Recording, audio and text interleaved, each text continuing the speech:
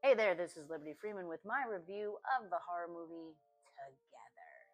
Together is a cinematic thrilling spin on codependent relationships, really focusing on an insecure couple played by real life husband and wife Dave Franco and Alison Brie, who their characters, due to circumstances beyond their control, are faced with what most couples have to learn to identify within their relationship, and that is the healthy boundary between independence and codependence.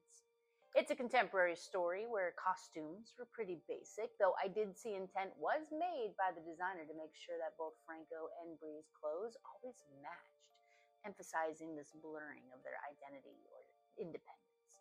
The set was based in New England country surroundings where nature was emphasized. Kudos goes out to the designer of the cave that they stumble upon with its organic, if not subhuman appearance. Definitely gave an eerie feeling. Sound, totally appropriate for the movie. It gives you all this exciting, intense moments during the physical actions to really get you wrapped into the moment. I think the cinematography is what stood out the most in this picture, with some really excellent aerial shots, both above and below the ground, really helping set the tone and tenor for this thriller. Now, let's get into the acting. As delightful as it is to see this real-life couple play partners in the movie, I think they must have went home and discussed just a little too much about how they could portray their characters, not being sure if they want to be in a relationship with each other.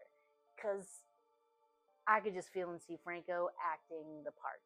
They both do an excellent job when they need to be at a 10, both physically, emotionally. I mean, all throughout the movie, there's lots of climactic situations where they were great.